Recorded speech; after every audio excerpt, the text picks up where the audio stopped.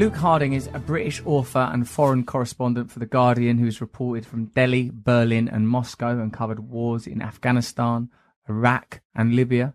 His books include Mafia State, in which he discusses his experience in Russia and the political system under Vladimir Putin, as well as The Snowden Files, A Very Expensive Poison, and his latest, a New York Times #1 bestseller, Collusion, Secret Meetings, Dirty Money, and How Russia Helped Donald Trump Win.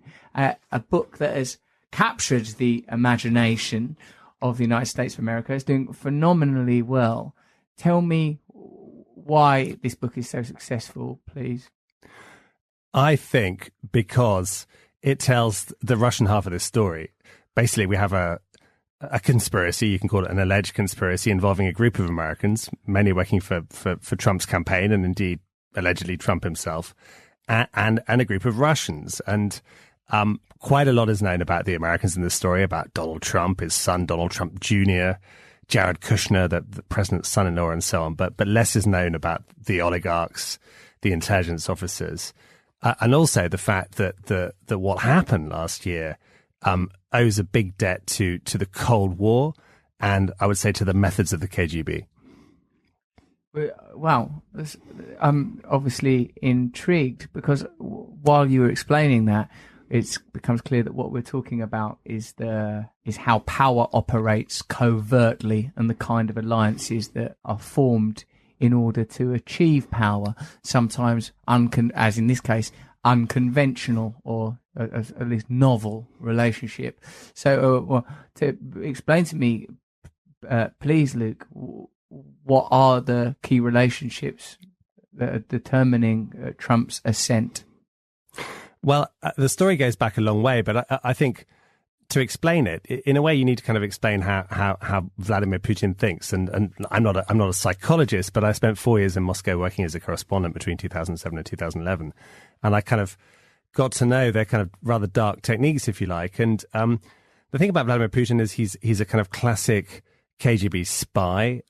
He spent his career in the KGB, some of it in communist East Germany, and his kind of worldview is predicated on the idea that America is the enemy, which quite often during the Cold War it was, that Russia is encircled by hostile forces. And one thing the KGB used to do a lot of is to try and influence politics in the West, European politics and American politics in particular, and to devise kind of strategies. And the funny thing is that generally these operations back in the 1980s were not terribly successful. But the age of Facebook and Twitter, plus the fact that there are all of these divisions in America anyway, I think really open up all sorts of possibilities, especially with Donald Trump, who for Vladimir Putin was the perfect candidate. So what you're saying is that because of Putin's experience as a politician and as a sort of a covert agent, you have a type of politics that is more covert than it would usually be. Why is it significant that like a president comes to power via relationships with a previously a state that it was previously in opposition to, rather than say through alliances with transnational corporations that have explicit interests in the country where the president has ascended? Well, I mean, I think transnational corporations don't hack stuff. Now, a lot of people have kind of, the Americans hack stuff, the British hack stuff, the Russians hack stuff. I think what was different about the election last year was that if you believe Washington, that the essentially kind of Kremlin hackers, or quite often these guys are sort of freelancers co-opted by the state, broke into Democratic Party servers, into Hillary Clinton's campaign, and, by the way, into kind of Donald Trump's campaign as well. And they just released one set of emails at moments of kind of maximum embarrassment for Hillary in the summer of last year, just before she had a kind of convention, and again in October. And what we can't say that Trump won thanks to Putin, but what we can say was that Putin was kind of trying to push him across the line, and these kind of hacks helped. Now you might say, well, everyone hacks. That's true, but this was a kind of an attempt, if you like, to kind of influence the domestic political process from far away. So I think it was kind of different, and I also think it was spectacularly successful. And I suppose it's surprising because America's usually a country where it's generally they like to be the people that's doing the influencing of other people's national politics, as opposed to being the recipient or the victim of. So I suppose what within it is the idea that power on a geopolitical level is shifting. Is that something that's interesting about it? Well, I think it's not so much that kind of power is shifting, because Russia, let's face it, is not an especially powerful country. It's still a nuclear armed state, and it's got plenty of tanks, but economically, it's not a powerhouse, and it hasn't really, in terms of ideas, it hasn't really kind of developed any great ideas. I think what it is it's actually a story about opportunism. That if you are a kind of unscrupulous sort of sovereign power, that you can do a lot of stuff quite cheaply. I mean, the hacking, for example, was done with phishing emails that people clicked on in the middle of the night when they were half asleep. And some of the other stuff was kind of relatively low budget. But it's about a sort of classic KGB doctrine. It's about exploiting the kind of weakness in Western society and turning it to your own advantage. I mean, I'm not saying Putin kind of created all the problems in America. They pre-existed him, but he certainly kind of took advantage of it. I see. And I suppose, look, the perspective I have is that there's, Trump, obviously, like anybody who's interested in politics or current affairs, he's sort of this wonderfully new grotesque avatar upon which we can sort of hang our intrigue and our fascination. But I'm really interested because of the depth of your experience as a journalist, the time you've spent in Russia, your knowledge of the Edward Snowden case. What is it that in particular about Trump is distressing? Because, for me, as a person without the breadth and depth of knowledge that you have, it seems that he's merely an amplification of pre-existing phenomena, just a more visible version of what's been sort of happening anyway.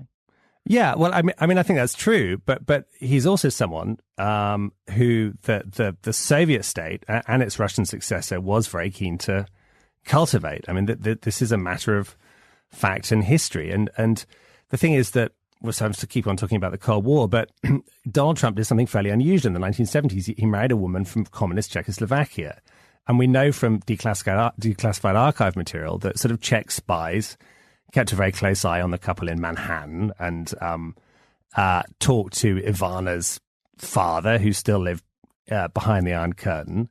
And whatever they had on the Trumps would have been fed to Moscow as part of a kind of a routine thing. And you then fast forward to 1987, and the sort of Soviet government invites Donald Trump to visit Moscow on an all expenses paid trip. And that was one of the things I kind of discovered, was that the Soviet ambassador literally got off a plane from Moscow to New York, went with his daughter to Trump Tower, saw Mr. Trump and said, Mr. Trump, you have the most beautiful building in America, and sort of schmoozed him. He did the kind of schmoozy thing. One imagines Trump would be susceptible to schmoozing. Well, so the daughter said it was like honey to a bee, basically, that Trump kind of melted, that he liked this kind of flattery and recognition. There was a series of lunches and then an official invite. The Soviet government, will bring you to Moscow, etc. Now, what's sort of significant about that? I mean, two things. First of all, the people who arranged this travel were Intourist. Now, Intourist was a Soviet travel agency. It was basically the KGB. I've spoken to kind of defectors who say, that the travel agency was the KGB. So we can say, without being hyperbolic, the KGB brought Donald Trump to Moscow in 1987. And then he was staying just off Red Square, not far away from dead Lenin and from sort of famous sort of pantheons of Soviet heroes. And there his room would have been bugged. Allegedly, he was discussing hotel building, but in reality, this was a classic. It's called a kind of cultivation exercise. It doesn't mean that he was recruited and was kind of striding around Red Square wearing a colonel's uniform, but it means that they were interested in him. And we also know from kind of leaked papers from that period why they were interested in him. They were basically, the head of the KGB was berating his officers all around the world, saying, we need to do more to recruit Americans. And they circulated a personality questionnaire for the kind of people they were interested in.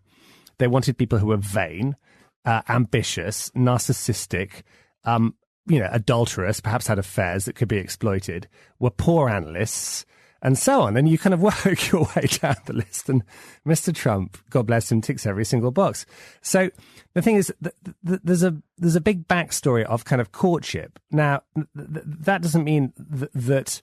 I mean, we don't know to what degree Trump kind of cooperated in all this, but what is very curious is after this kind of trip, about 6 weeks later, when he's back in the US, he takes out a series of front-page adverts in 3 newspapers criticizing Ronald Reagan's foreign policy.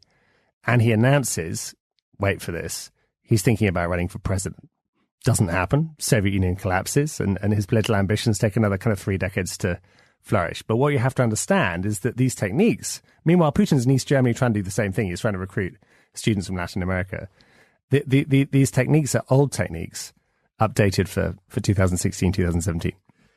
When you say these techniques, do you mean the relationship between Russia and Trump's sort of aggressive anti-establishment announcements? I mean the kind of wooing of people who might be useful. And it's a bit like, it's not that Soviet intelligence knew 30 years ago he'd be president of the United States. Of course not. But they saw he had possibilities, that he might be interesting. And there were a range of targets, but what's interesting is that Trump keeps coming back to Moscow. He does it again in the 90s, and then most famously he does it in 2013 when he hosts the Miss Universe beauty contest, and he's hanging out with oligarchs, with mafia guys, with people from the presidential administration, all of whom are slapping him on the back. And really, if you believe the famous dossier by Christopher Steele, the sort of British spy who set this whole thing off, the cultivation operation resumed big time about 5 years ago and culminated with the Russians helping him. I'm not saying they made him win, because millions of people voted for him, but helping him across the finishing line in last year's presidential election. Yeah, because it does seem like, obviously, the fruition of a 30-year relationship. It seems it's sort of on-off. I mean, It's not continuous, but on and off. Because prior to the election, the relationship between sort of covert relationships between Russia and figures in American public life wasn't really a story that we were that interested in. Is it? Is it something that you? Well, no. It's because it wasn't happening. I mean, that there hadn't been very successful, and with Trump, I mean, it was. I've talked to Americans who are kind of in the intelligence world who are more or less doffing their hat and saying this is one of the greatest espionage operations we've ever seen. I mean, they admit it was kind of breathtaking. And when I was sort of writing my book, as well as trying to write a kind of thriller, because it is a thriller, although it's all true, there were a couple of questions to answer. And one of them is, why is Donald Trump so nice about Vladimir Putin when he's so rude about everybody? I mean, I don't know if he's been rude about you, but he's been rude about Theresa May last week. He's been rude about the Germans. He's rude about his Republican Party allies. He's rude about everybody. But the only constant thing, like the sun rising in the morning, is that he's always nice about Mr. Putin. He says he's very smart.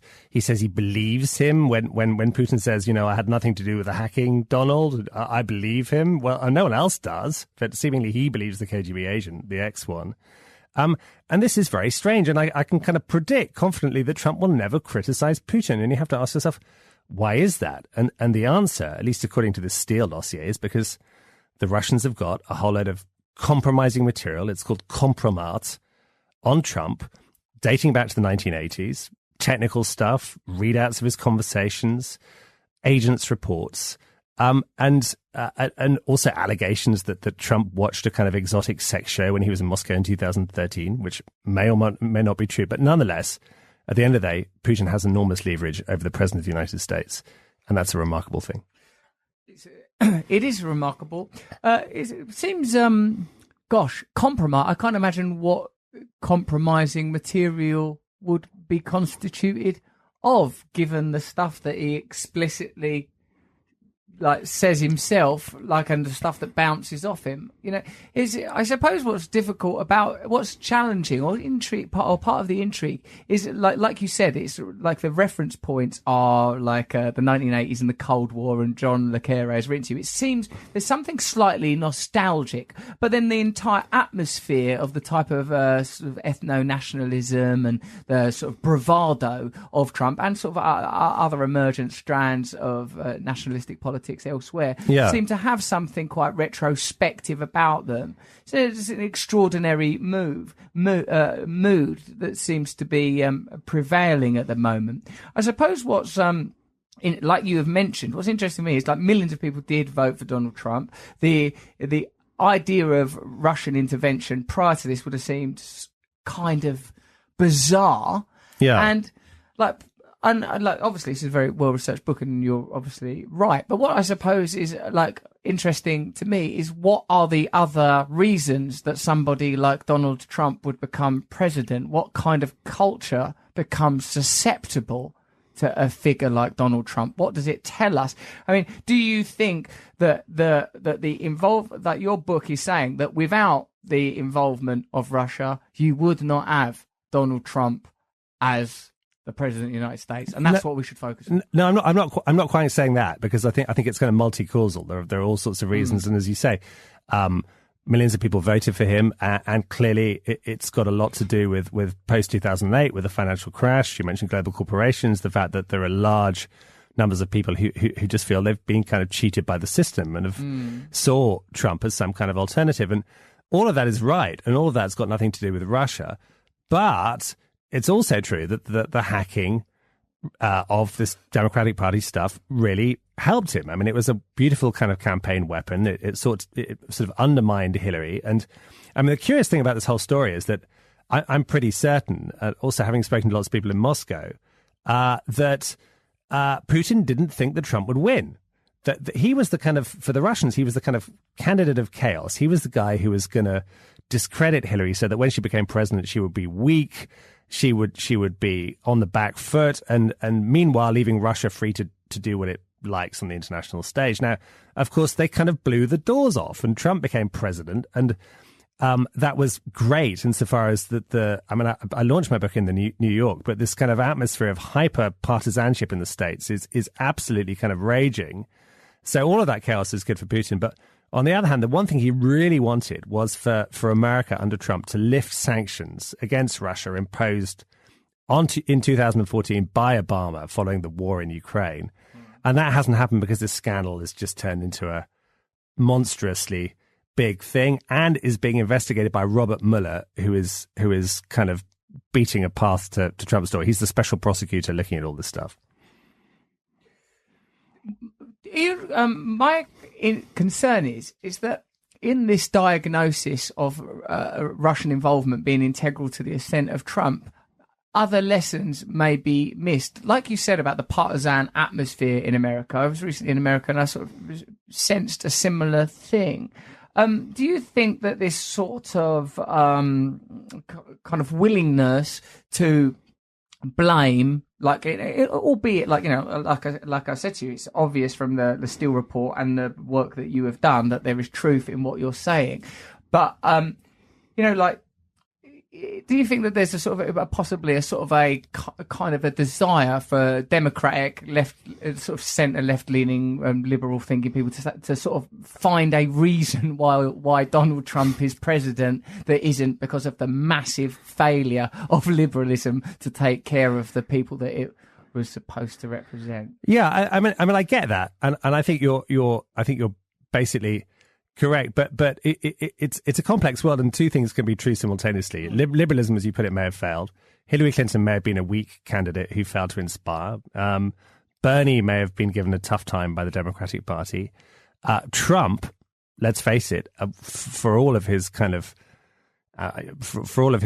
recklessness, that there is something pretty mesmeric about listening to him speak, even if he only says the same thing 4 or 5 times. I mean, he does have a kind of rhetorical power. You have aura almost. You have to recognize all of that. But that doesn't mean that the Russians didn't help him. And that the point is that this is sort of seriousness. This is sort of serious because if you think about Watergate, you had one group of Americans. It was a relatively low-tech plot, Watergate. It was back in the 1970s with burglars and rubber gloves and lockpicks. But you had one group of Americans smearing another group of Americans in a totally disreputable way. And then Richard Nixon covering up afterwards. What you've got here is one group of Americans basically invoking a sort of traditional adversary of the United States and getting them to help chop the legs off an opponent. Now that is different territory. I mean, I call my book Collusion, but we're not there yet, but we're kind of heading into the kind of treason zone. It's a lot more serious than a kind of domestic political squabble. And I think the worry is, despite the failure of liberalism, as you put it, is that what it tells us is that our democracies are more fragile to external manipulation of all kinds than we might have thought. Yes, but also like in a way that's quite evident and obvious in terms of the experience of ordinary people in a sort of post-globalized world. Because the sort of the analytical strand that would demonstrate, that would suggest that the reason that Trump became popular is because it's an emotional experience that people are voting for, Sure. like voters are having. Like, this guy seems to understand how I feel. Like, while that doesn't make rational sense, I don't think we're dealing with rationale. Yeah, but I mean that's the kind of crucial point, and that in a way is why it's so alarming. Is that Trump is a kind of master of this emotionalism. I mean, I've got people kind of one-starring my review who've bought an egg whisk on Amazon and then put 1 star on my book, even though they haven't read it or bought it, because they just don't like the idea in it. And it's the idea that it's no longer important that what's true, what's kind of empirically real. What's important is what people can be made to believe. And the thing is, there's a great sort of relativist strand in Russian thinking and Soviet thinking. I mean, it was Vladimir Lenin, the guy behind the Bolshevik Revolution a century ago, who basically said that truth was subordinate to the class struggle. There was a kind of higher truth which out-truthed the real truth of what's actually kind of going on. And in a way, what Putin has done is sort of cynically take that idea and reproduce it. So he doesn't need to persuade everybody that Donald Trump is a great guy and that he's a faithful husband and all the rest of it. But he just needs to kind of persuade a certain number of people that that's the case, and that truth that becomes a kind of meta truth, if you're still with me. And I think it's quite scary, because ultimately it's a kind of, where we are now is it's almost like an assault on rationality and the idea of a uni truth, if that makes sense. But where does politics have to go but that place? You know, see, like, in a way, there's sort of treason, like, you know, like whether or not it's treason for, I mean, literally is treason for another state to intervene in the democratic process of a second nation. Yes, of course it is. But like, powerful entities continually intervene in the democratic process. So in a way, we're already dealing with that phenomena. It's just here, it seems quite defiant and bold. It's, oh, bloody hell, and it's literally the Russians as well as this organisation. Yeah, it's sort of hyper-aggressive. I mean, I think it's funny, isn't it, over the last year that the Democrats have been in disarray, and let's face it, British politics hasn't been in great shape. And the funny thing is, it's been sort of, I don't know, it's been people in civic society, it's been activists, it's been investigative journalists like myself who've almost been kind of filling the gap. And I sort of make kind of 2 quick pleas. One is, I think in our troubled, confusing times, we need good method. We need to be evidential. We need to kind of admit when we're wrong, that facts might change, and we need to kind of be humble in the face of some very kind of complicated stuff. Yeah.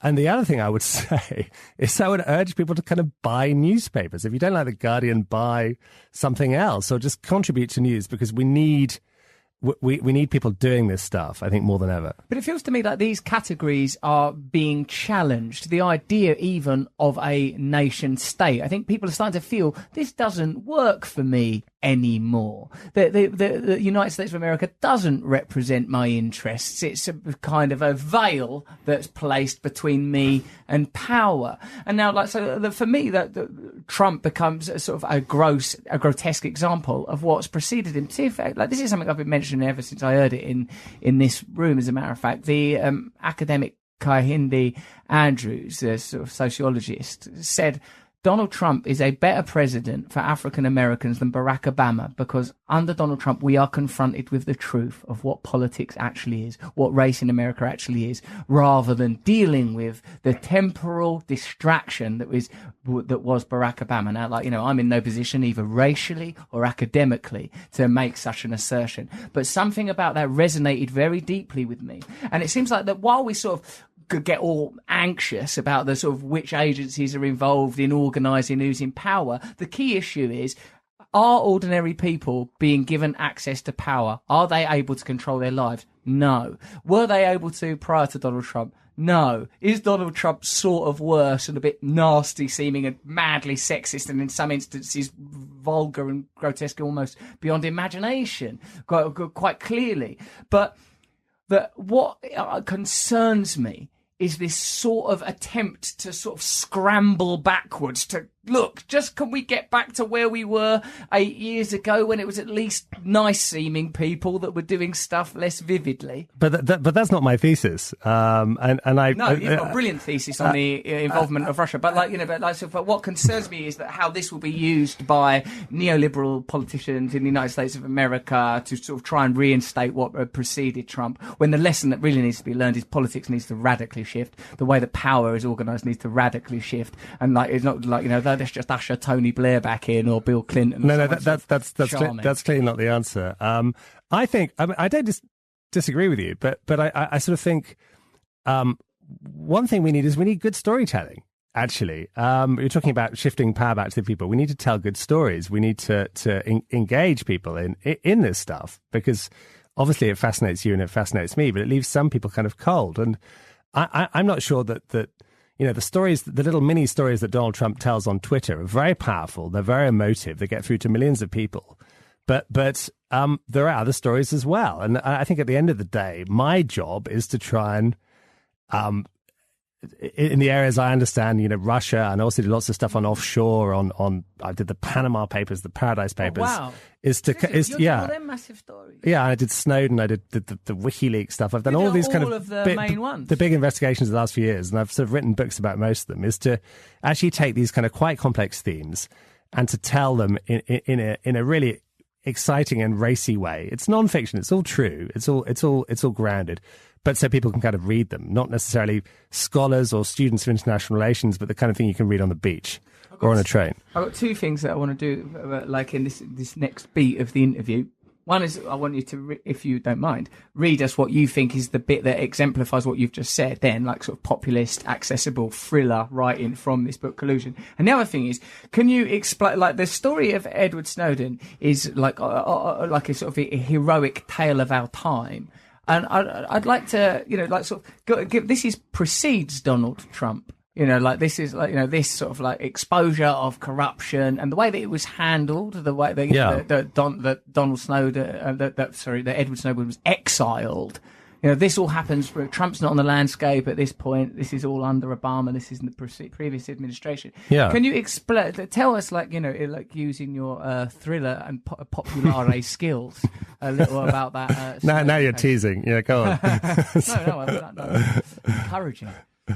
Sorry. So what do you want me to do? Sorry. Do the Snowden one first, because he seems to me like a hero I can get my chops around. Well, I mean, the thing about Snowden is that he's a kind of classic whistleblower, I read a book about him, and I'm kind of very admiring of him. Essentially, he was someone from inside the American intelligence community who realized, to his kind of gradual horror, that the United States government and the UK, by the way, and various kind of Anglo-Saxon partners were hoovering up all of our electronic stuff, regardless of whether we were criminals or old ladies or students doing GCSEs. It was all being sucked up. Text messages, web searches, emails, and the kind of geolocation data you have from your iPhone, so where you've been, etc. All of that is recorded every 2 seconds. And there'd been no public debate or conversation or kind of reckoning as to whether it was appropriate. And the volumes had gone from small in about 2002, massive, billions a day, 30 billion plus items a day. And he blew the whistle. He leaked the stuff to my newspaper, The Guardian. He fled to Hong Kong, and he's now living in exile in Moscow. He kind of got stuck there, basically, by mistake. And I think he's a kind of heroic figure who kind of pulled across the curtain and showed us the real nature of reality in the 21st century, and at least allowed us to have a kind of proper conversation with power about what's appropriate and not appropriate. Wow, that was brilliant. So, if that's what's preceding Trump, how significant is the fissure that he represents? Because it's not like what preceded had any values anyway. These are these data captures. So, I can really understand how, there is an appetite for Trump, for a figure that's trust these people, or drain the swamp. I can see how that kind of language is going to be resonant when it's in the ether anyway. That's what preceded him was an environment that required Edward Snowden. And when Edward Snowden does do that, it's not like this guy's a hero, bring him back, let's have a parade, drape him in the Stars and Stripes. No, the guy goes and lives where? Russia. Who are now the villains in this one. I mean, it's quite interesting because obviously I wrote a book that the American intelligence community didn't much like. I think they might like this one a bit more because, well, essentially because there are questions inside Washington. I mean, basically, what I was told, having talked to sources here and in the States a lot, is that that there are a lot of Americans inside the intelligence establishment, let's call it that, if you like, who disagree with what the president's doing. I mean, generally they tend to be kind of more right-leaning than left, but Obama, they may not like what he was doing, but essentially they recognize his right to do it. And the thing about Trump, what makes him different is that they are genuinely asking whether he's a patriot, actually, whether he puts American values, or however you want to call it, first, American democracy first, or whether actually he puts his own personal and family interests above everything, and what deals, especially financial deals, he may have cut with Moscow, both recently and in the past. And so that we're in a very curious place. We're in a sort of situation where we don't entirely know where the real loyalties of Donald Trump are. Yes, but what are these values? So what are the values that he's breaching now? Because the energy that I sense that he is riding is a kind of an emergent rage coming from the feeling of nihilism, coming from, hold on a minute, this isn't real, none of it's true. So so when people are kind of like, oh, this guy's an anomaly or an outrage, I feel like, well, what are these values? I mean, of course, it's disgusting. Some of the things he said about women, some of the racist stuff, it's all disgusting. But when it comes to what is this citadel that's being defended? Because it seemed like it was pretty disgusting anyway. And now I'm asking you this as a person that knows a lot about international politics. Sure. So sure. But I mean, I'm not a politician. I kind of describe reality, but I don't know. I mean, I guess what I would say, I mean, if we can just sort of take America out of it, so it's not just kind of US facing and talk kind of more generally. I mean, I've spent a lot of time in my kind of career as a reporter for The Guardian, as a foreign correspondent, in war zones. I mean, I've been in pretty sketchy places in Afghanistan and Libya and Iraq. And actually, when you talk to ordinary people, they don't, I mean, I wouldn't say they're kind of nihilistic, but they do kind of want sort of decency, they want kind of healthcare, they want jobs, they want their kids to have a future, they want sort of they want governments that change. I mean, that's the kind of key thing about governments, is that one lot has to go, another lot has to come in. And maybe I'm fantastically old-fashioned for your program, but I actually do believe in kind of you're brilliant. Basic human rights and universal values which apply everywhere, whether it's America, Russia, I agree, central London, or wherever. And I think we've slightly lost track of that. I actually think... But you see, these places you were a foreign correspondent, Afghanistan, Iraq, Libya, all countries chewed up by this thing that we're trying to preserve and cherish. No. I mean, we're not trying to chew up interventionism. I mean, we're not trying to kind of defend kind of these kind of grandiose, misconceived, imperialistic projects. Mm-hmm. I'm starting from a position of, if you're a war reporter, actually, it's a very easy thing to do. It's much more easy to report on war than it is to report on Brexit, because you just talk to ordinary people. You ask them stories. You ask them about their lives, their kids, why they fled, what they saw, who they met, who pointed a gun at them.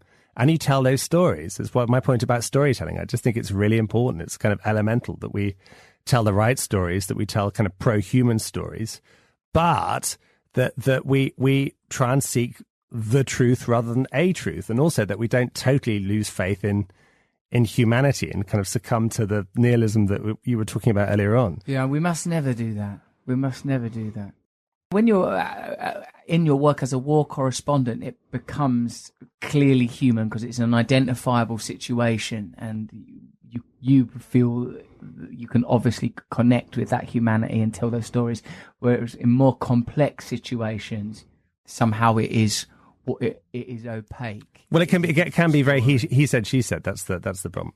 It can be, there's sort of you kind of have to, sort of go and find balance. And sometimes when you're doing that, you actually lose sight of the truth, which is, for example, one group of people are shelling a bunch of civilians. There's not really he said, it's she said. It's just she shall.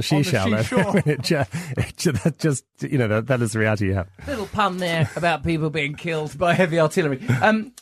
Will you read us the best bit, or not the best bit, a bit that's like, populare and all of that?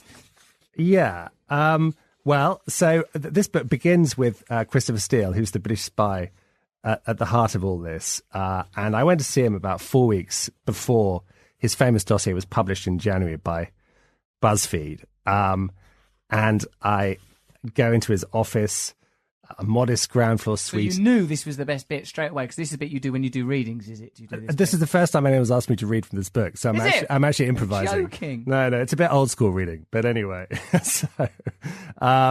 So yeah, ground floor suite, couple of bare rooms, painted ivory white, a coloured map of the world fixed to one wall. This is Christopher Steele's office. Lined up near the director's desk, he's the director of this business intelligence firm, are nesting Russian dolls called matryoshki, a souvenir from Moscow. They feature Russia's great 19th century writers, Tolstoy, Gogol, Lermontov, Pushkin. And I say, in the tumultuous days of 2016, the dolls were as good as any metaphor for the astonishing secret investigation Steele had recently been asked to do. It was an explosive assignment to uncover the Kremlin's innermost secrets with relation to one Donald J. Trump, to unnest them one by one, like so many dolls, until the truth was finally revealed. Oh, it's a lovely passage. And it had Russian dolls in it, and it had some figures from Russian literature. And I was thinking, I wanted to know what was going to happen next.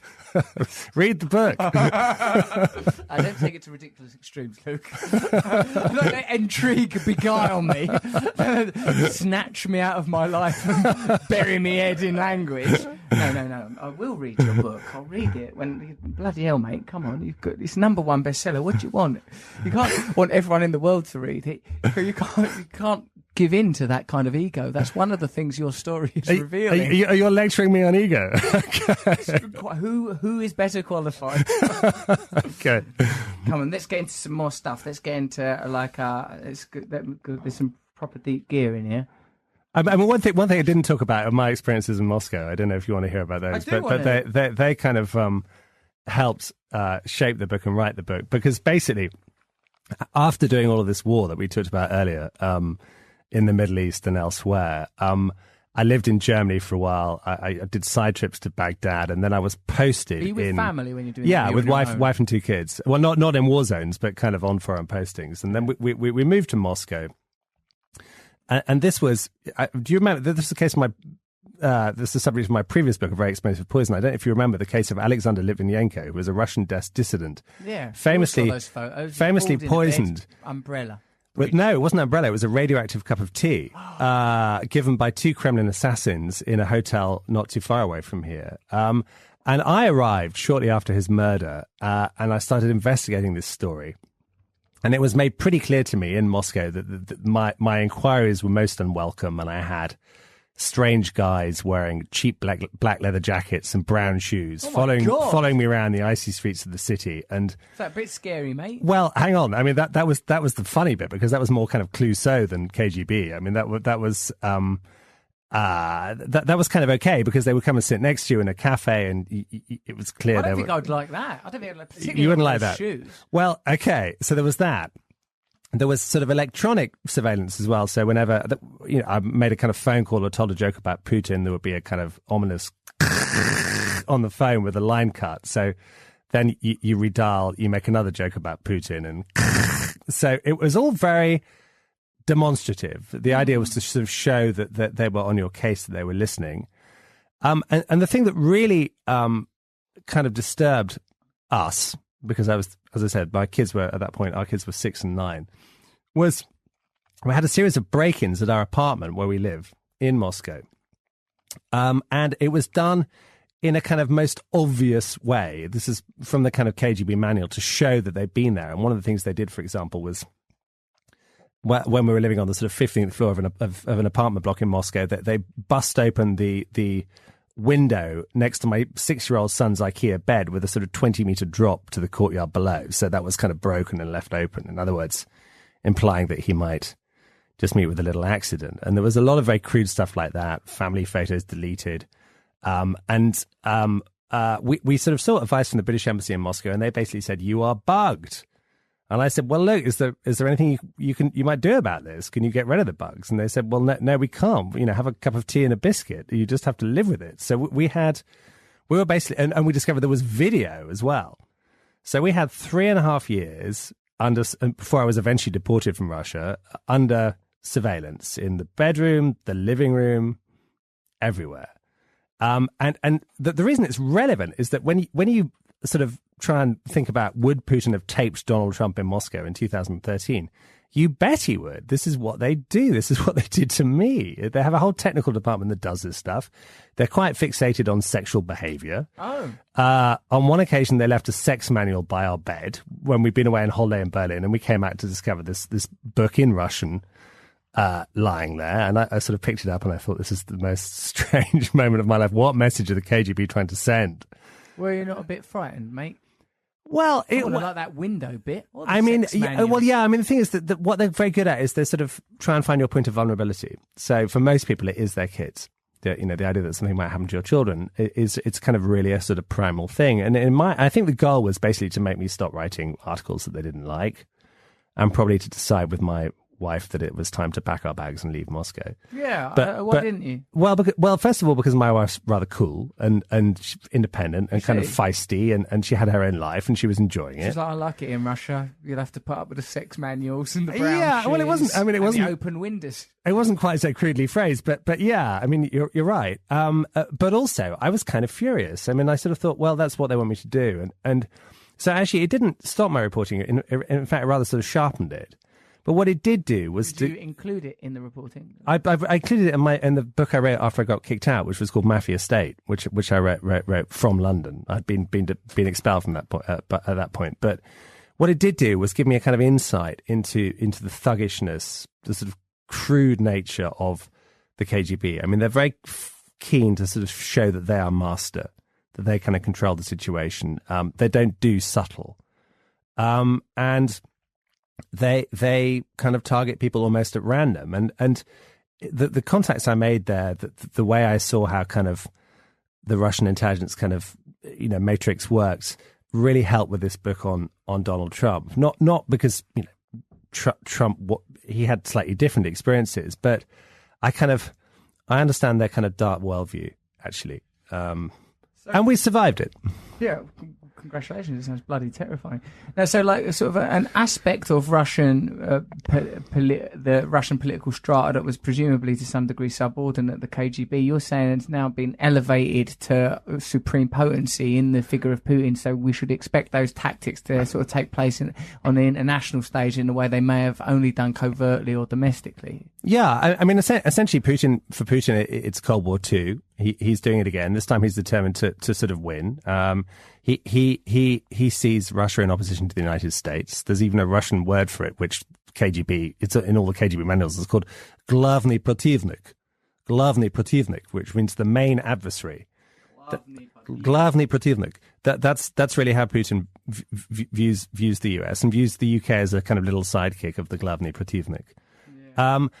And he's doing a pretty good job of prevailing. I mean, how do you win a Cold War? I mean, well, you don't necessarily win, but what you want to keep your enemy in a state of perpetual weakness and disarray, and they're pretty good at that. You said earlier, mate, that the sort of American Secret Service community regarded this as a sort of an inconceivable masterstroke. What's occurred, that there's sort of a spirit of chaos has been unleashed in an American. I wouldn't. Putin didn't do the unleashing. I mean, the chaos was there. He just took advantage of it, basically. And it's, in a way, it's kind of quite crude, but it's quite effective. I mean, he had gangs. They've got this troll factory, this famous troll factory in St. Petersburg, where there are gangs of sort of cynical students earning $15,000 a year who post comments in pretty good English on Western websites praising Putin or adopting kind of talking points. They did it on The Guardian for years and years and years.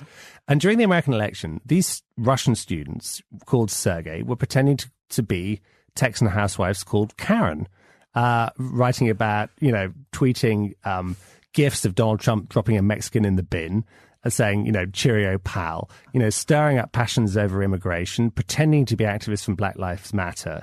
And loads of activists from Black Lives Matter. And loads of I am Karen. Yeah, loads of other Americans were gleefully retweeting this stuff, seeing it on their Facebook pages, liking it, thinking, oh, look, Karen, I agree with Karen. And Karen is really Sergei. and so you don't need to be a genius. You just need to be a kind of opportunist, and you need a little bit of luck. So I suppose that even these sort of slightly comedic acts of like would that even warrant the title espionage? It's sort of subterfuge, really. Yeah, subterfuge. It has an impact on the sort of feeling of being American, or it permits a different kind of discourse. It's what I was saying earlier. It's the war for the mind. It's kind of almost it's sharpening what's already in your head, and it's kind of and actually, if you kind of micro target, if you look at swing states, you can have quite an influence. Now, what's interesting is that sort of everyone's on Facebook, and Facebook said initially no. That the Russians, what Russians? What are you talking about? And then subsequently came back to Congress 2 months ago saying, yeah, we've found all of these accounts paid for in rubles from Moscow where, yeah, they were actually pretending to be activists or pro-Trump supporters, but really they were Russian citizens. Do you think then, if that something is sort of broadly something as comedic as that can be effective in the war for mental space, then what? Can we speculate as to what the impact is of the ongoing how do I want to term this, the sort of maintenance of the dominion of a sort of a capitalist consumer culture, how our thoughts are marshaled, controlled, how we're continually stimulated, marketed at, what do you think of those? You're obviously an excellent and diligent storyteller. You're probably one of the best people doing this, I'm guessing, if you're just mirroring your CV. You've done Edward Snowden, you've done the Paradise Papers, you've done the collusion with Russia. What do you think of this is an anomaly, isn't it? Like, it seems to me that just different people are getting a little go at telling the story, but they're really only using they're using techniques that existed before, in a sense. They're in a way have aims and ends that aren't that different from sort of previous, I don't want to say administrations, but it seems like previous movements in American life, say the last 30 years of what's happened, that's probably created this state of disillusionment and disenfranchisement where the mind can be sharpened to a point of nationalism. Yeah. So what do you think about like that, those kind of stories that are sort of so pervasive that they're harder to identify? Do you think it starts to sound a bit too wacky and conspiratorial? Because I feel that that's what's the reason. What I'm interested in, Luke, is this my intuitive sense is that the oft-made connection between Brexit and Trump is a reasonable one, in that you have swathes of people feeling a sense that they are lacking purchase, that they have had enough, and my fear and concern is that by diagnosing the anomaly as the problem, we prevent people from analysing the preceding conditions that inevitably led towards it. And why I'm fascinated by people pointing out like more covert, more insidious forms of tyranny, such as what preceded Trump. Yeah, it interests me. Do you like?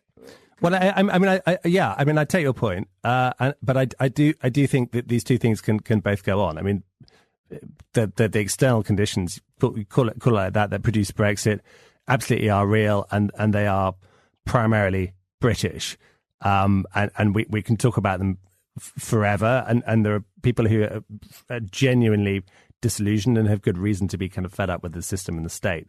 All of that is true, but at the same time, it's perfectly valid to see whether, for example, Sergei in St. Petersburg was also setting up an account tweeting in favour of Brexit, because we know that is the case. There were various kind of trolls pretending to be Brits, micro-targeting Leave-leaning voters during the run-up to the election, and that Putin is very delighted with Brexit because it weakens the European Union, it weakens the UK, and that's all to his advantage as he sees it. And there are also question marks about where the money came from behind the Leave campaign. It may all have been legitimate donations from noble business people, but there's a lot of it has been routed through offshore, and it's kind of terribly opaque. So I think we can diagnose the social ills in our own country, but also be alert to the possibility of external manipulation, whether it's from Russia or indeed from anywhere else. Because it's fascinating. Yeah, it is fascinating, and it is a conundrum, because if we lose faith in democracy, if we lose faith in the possibility of a decent or a better society, if we lose faith in each other, where do we go? And the thing about Putin is that he is a kind of supreme nihilist. And he likes those conditions where people end up believing in nothing, because that suits his sort of agenda, because he can do his sovereign thing without anyone calling him out. So I think we do need to believe in something. But we do need to be honest about what's going on. And presumably, having lived in Russia, I suppose there's a sense that I imagine if there is going to be a geopolitical struggle on the ultimate scale, probably would prefer things to be how they are in Britain than Russia, having lived there and had those Russian porno mags planted. It was actually a book on sex and relationships, but they had. They did leave it. It was bookmarked. Maybe we can help their marriage while they're here. Right. It was bookmarked to a page on orgasms, so I think they were trying to tell me male or female. Well, it was supposed to be, both, and I think I don't know whether they were making a comment about frequency or technique or kind of inconsistency, or I'm not sure. Cheap. But basically, they were saying, we are watching you. What if they're well intended? What if we reposition Putin as a well-intending sort of avuncular figure that's simply trying to help you with your sex life, and America? I think you should get him on your show, and you can talk to him, and then you can decide. No, I can't imagine. But one thing I certainly agree with you on, Luke, is that we cannot afford to become disenchanted with the potential for democracy to be effective. Because I think that in my own diagnosis, which I would happily admit is from limited resources, it feels to me that this despair is what has contributed to these disjuncts, to these sort of horrifying moments culturally, whatever side of those divides you stand on. Even when people are marching in Charlottesville, when it's sort of outbursts of rage and loathing and sort of targeted at minorities, I feel afraid. But what I sense is that the solution is to have an effective democracy, and my worry about something that's such an evident aberration, such as Trump, such as Brexit, is that people won't look at what preceded it, because I feel that that's the platform upon which these things rest. For sure, and I think you're right, but I think we have to kind of keep calm. I mean, but without being too kind of platitudinous, we have to kind of love each other, but we do have to kind of interrogate reality and try and make sense of it and tell good stories. Yes, I think you're right, and you're certainly doing that. Thank you very much for the brilliant work that you've done as a journalist and as a writer, and bringing stories that are complex and difficult to understand to a wider audience. I think it's great work that you're doing, and it's obviously taken a great deal of bravery, particularly what you've undertaken in war conditions and under kind of level of scrutiny in Russia. I don't think I'd enjoy it. I think I'd really freak out. But just to say that the really brave people in the story are they're not people like me with a foreign passport. They're Russians or other people in states where human rights are not so great, because they pay a bigger price very often. They take risks. Some of the people I knew, journalists, politicians, have since been kind of murdered. Are you kidding? No, I'm not. So I sort of think we should sort of salute people inside those countries who are trying peacefully to kind of change things for the better, because they're tremendously brave. Thank you very much. Yeah, that's a beautiful thought to end on. Thank you, Luke. Thank you. I really enjoyed it. It was a good chat, wasn't it, that we had? It was great. I was surprised that you'd not been asked to read before. Why is that not happening? I think that went out about 20 years ago. People don't do stuff like that. No, not much. This, in a sense, is a nostalgic medium. It's a long-form interview. I love it. I absolutely love it. Well, thank you so much for your time, mate. Thank you. Thanks, Luke.